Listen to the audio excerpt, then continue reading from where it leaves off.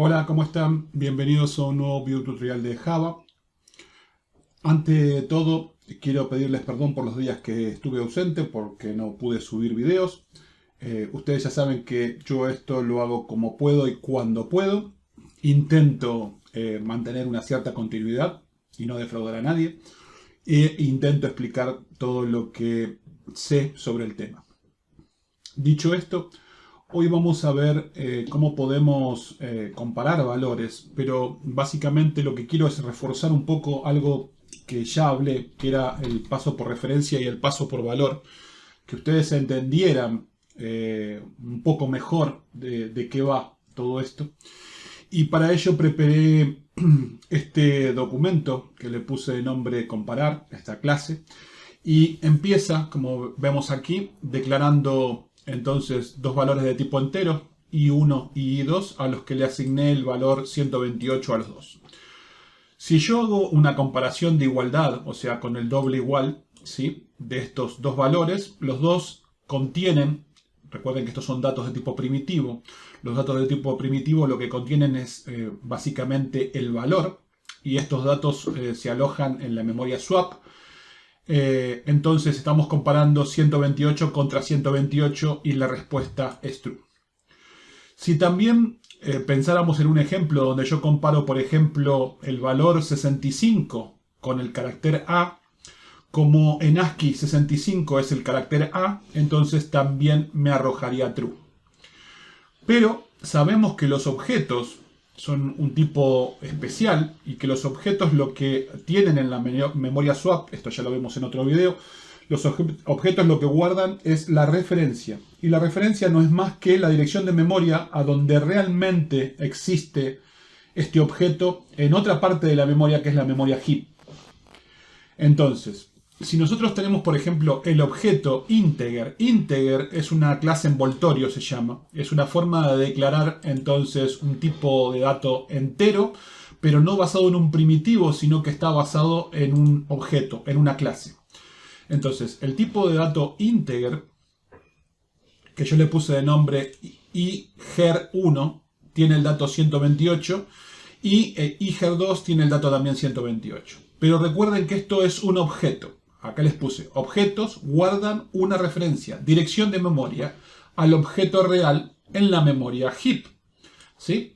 Entonces, si hacemos una comparación con doble igual de iger1 y iger2, vamos a ver que es falso. Y esto es correcto, porque los objetos, lo que tienen entonces guardado como valor en la memoria swap, no es básicamente el dato 128, sino que es un puntero, una posición de memoria a donde realmente el objeto está realmente guardado. Pero sucede una cosa curiosa con el tipo de dato integer, que se los quiero nombrar y espero que esto no les preste a confusión, pero bueno, me parece que es importante que se los diga. Existe una cosa en la memoria que se llama integer pool, y esto está en la memoria heap. Si los valores que nosotros le asignamos a un objeto de tipo integer son entre menos 127 y 127, estos datos se guardan en una parte especial, ¿sí?, que tiene la memoria heap, donde son referenciados entonces en un único lugar para ahorrar memoria. En vez de que exista dos objetos en dos posiciones de memoria diferentes que tienen el mismo dato o alojan el mismo dato, en el caso de los integer que tengan este tipo de valores de menos 127 a 127, entonces lo que hace la computadora es guardar un solo objeto y apuntar estos dos al mismo lugar. O sea, si nosotros hacemos integer iger3 y le ponemos el número 127, estamos dentro de los parámetros. Y si ponemos integer iger4 igual a 127, lo que está haciendo la máquina es crear dos objetos que apuntan al mismo lugar. Es como que si yo a este objeto le hubiera dado la dirección de memoria 3333 y a este objeto, al crearlo, como la máquina detecta que es exactamente igual el objeto, también le asigna la dirección de memoria 3333. Ambos apuntan al mismo lugar. Quiere decir que cuando nosotros hagamos si iger3 es igual a iger4, en este caso, porque tienen estos valores, o sea, los valores son iguales, se pone en funcionamiento una, digamos, optimización de Java para tratar de mejorar el manejo de la memoria y que sea más rápida. Esto es una característica nueva, ¿sí? Y lo que hace entonces es devolver, en este caso, va a devolver true.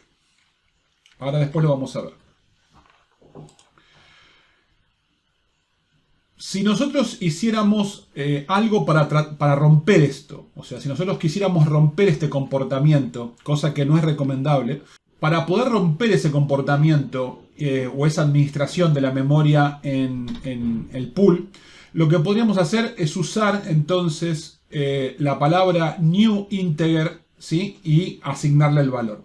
Ustedes saben ya a esta altura, por los videos que yo ya les fui enseñando, que cuando ustedes hacen new integer 127, lo que están haciendo es llamar al constructor de la clase, están instanciando un objeto de la clase integer, lo están obligando a que el constructor se ponga en funcionamiento y que cree el objeto, ¿sí? Eso es lo que hacemos cuando instanciamos un objeto usando new.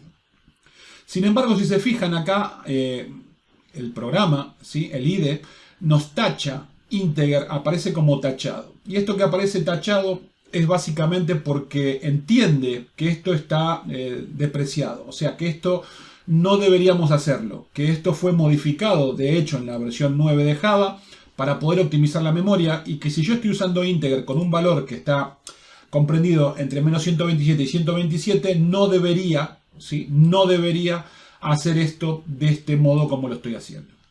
Sin embargo, si yo lo obligo a hacer esto, en este caso estoy rompiendo con esa regla que teníamos acá arriba y estoy obligando a que realmente me genere en memoria heap un objeto con el número 127 y que me genere otro objeto, iger6, en otra parte de la memoria heap con el dato 127.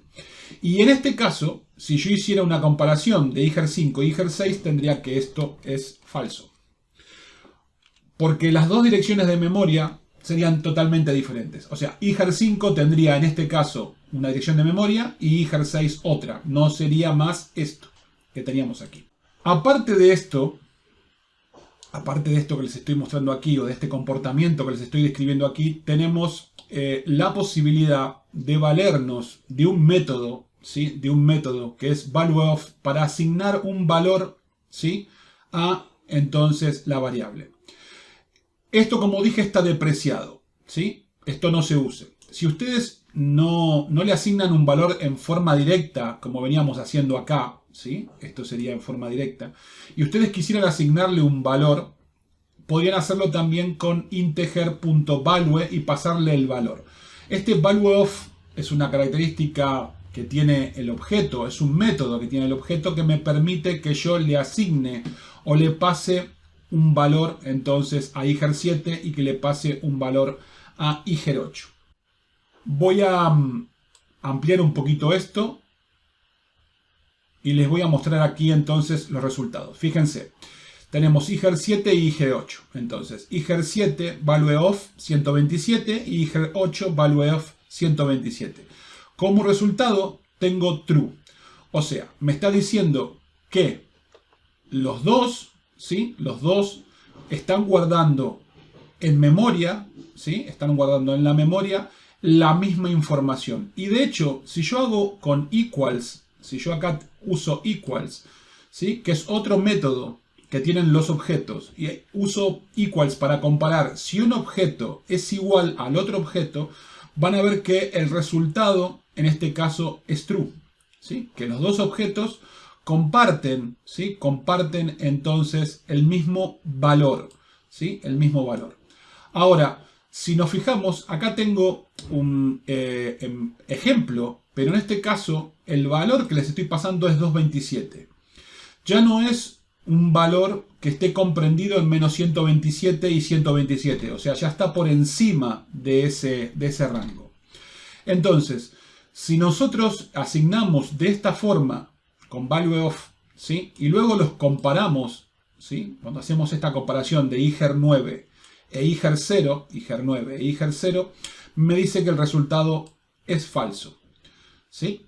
O sea, no tienen los dos objetos, no tienen la misma posición de memoria. Son diferentes. IGER 0 y IGER 9 tienen asignados dos diferentes posiciones de memoria. Y eso es correcto.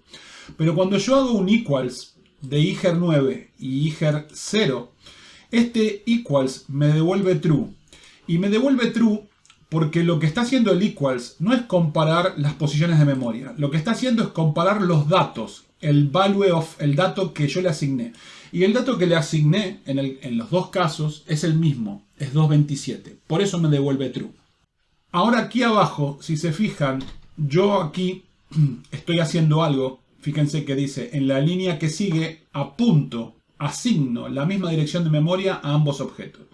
Yo acá le estoy diciendo que IGER 9 e IGER 0, que tenían direcciones de memoria diferentes, por eso acá tenemos falso, ¿sí? Recuerden que dijimos que aquí, esta línea, ¿sí?, nos retorna falso porque la dirección de IGER 9 y la dirección de IGER 0 son diferentes. Estos dos objetos existen, digamos, en la memoria heap y existen en la memoria swap. En la memoria swap tienen dos direcciones de memoria diferentes. Y en la memoria heap hay dos objetos, IGER 0 y IGER 9, que están en diferentes lugares y ambos contienen el mismo valor adentro.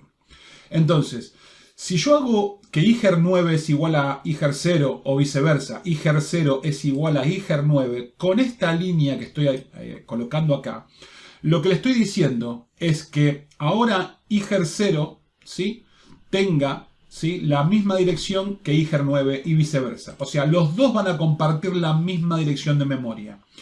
Eso quiere decir que si yo vuelvo a hacer una comparación y les pregunto si IGER 9 e IGER 0 son iguales, ahora me va a responder que true, que sí son iguales. Y claro, son iguales porque yo acabo de decir que la dirección de memoria que tenga uno se la asigne al otro. Entonces, uno de estos objetos en memoria heap acaba de quedar, como decirles, huérfano y va a ser en su momento eliminado. ¿Sí? Recuerdan que yo les dije que Java tiene un proceso que cada tanto se encarga de limpiar la memoria y de borrar los elementos que son huérfanos. Bueno, al hacer esto, ese objeto deja de estar referenciado. Hay uno de esos objetos en la memoria heap que pierde la referencia, que queda huérfano en la memoria, porque ahora ambos objetos, tanto IGER 9 como IGER 0, apuntan al mismo objeto. Por eso la respuesta a esto aquí va a ser un true. Bien, ahora voy a dejar unos espacios, y vamos a hablar de los arrays y ver qué es lo que pasa con los arrays. Los arrays también son objetos. Esto ya lo vimos también en otro tutorial. Y si se fijan, tengo array 1 y array 2. Ambos objetos tienen adentro exactamente lo mismo. Tienen números enteros compuestos del 1 al 3.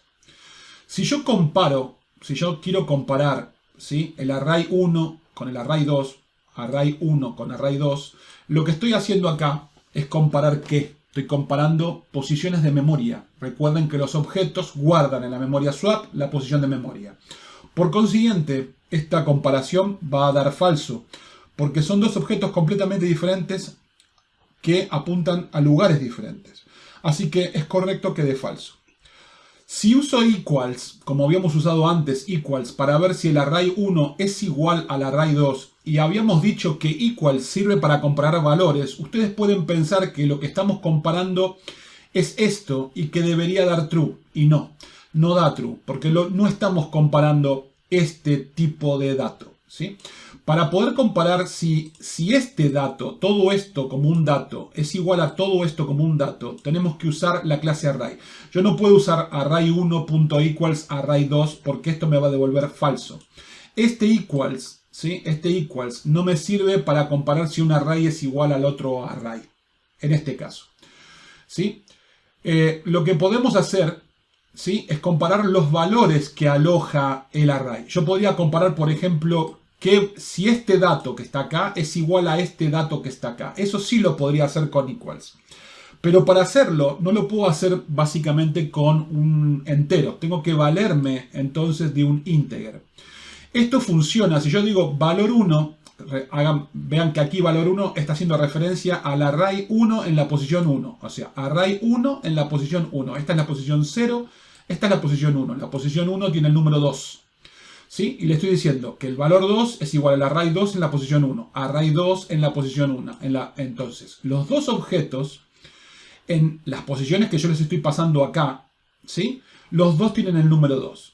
Si yo digo en una línea, fíjate si valor 1 es igual, equals, a valor 2, la respuesta es true. Claro, porque los dos están devolviendo el número 2. Pero esta comparación la estoy haciendo básicamente de datos, de valores, ¿sí? De valores de tipo entero que tienen estos arrays internamente. Y funciona porque estos son integer. Si yo pusiera que acá esto es un int, no un integer. Si yo pongo un int, ¿sí? Vamos a poner que los dos son int. Noten que automáticamente aquí tengo un error, ¿sí? ¿Por qué? Porque los enteros son tipo de datos primitivos y los enteros no cuentan con el método equals, ¿sí? Recuerden que el método equals es de los objetos. Por eso estoy usando .equals. Esto es un método que pertenece a objetos, ¿sí? Y en int es un valor primitivo, no es un objeto. Por tanto, no puedo usar int. Estoy obligado a usar integer, ¿sí? Estoy obligado a usar un objeto. Y integer viene a salvarnos en este tipo de casos. Si hiciéramos esta comparación entonces con integer, entonces tendríamos que acá es true, que los dos cuentan con el valor 2 en esa posición del array. Ahora, si ustedes lo que quisieran comparar básicamente sería si este array y este array son iguales, entonces en ese caso lo que tienen que hacer es usar el equals, pero el equals que es propio de la clase arrays. Los arrays tienen una clase, ¿sí? De la cual dependen, que es la clase arrays. Y la clase arrays cuenta con su propio método equals para comparar si dos arrays son iguales. Y si yo comparo si arrays.equals, ¿sí? Es igual, son iguales array 1 y array 2, la respuesta va a ser true porque específicamente son iguales, son exactamente iguales, ¿sí? Si se fijan aquí abajo, vemos que arrays equals, array 1 y array 2 devuelve true. Si yo cambiara cualquiera de estos datos, si yo acá pusiera un 4, ¿sí? Y vuelvo a ejecutar esto,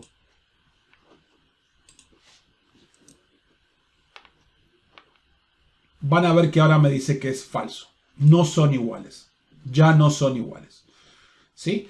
Y si yo acá en vez de 2 pongo un 8, van a ver que acá en valor 1.equals valor 2, que teníamos true, ahora también es falso. Ya no son iguales. ¿Ven? Ahora es falso. Por cierto, habrán visto que estoy usando Eclipse. Cambié Eclipse para que ustedes vean que cualquiera de los dos IDEs son excelentes y que pueden utilizar uno o el otro, no se vean condicionados por el IDE que están utilizando, ¿ok? Este también es totalmente gratuito y es súper funcional. Y Eclipse es uno de los mejores y de los más usados, igual que NetBeans. Bien, esto es todo por hoy. Espero que esto haya quedado entendido. Si los mareé, por favor, revisen el video, vuelvan a verlo, deténganlo, pongan pausa, rebobinen, hagan lo que tengan que hacer, traten de hacer sus pruebas en sus máquinas y de entender esto que les estoy explicando porque es algo súper importante. Los veo la clase que viene. Chau, chau.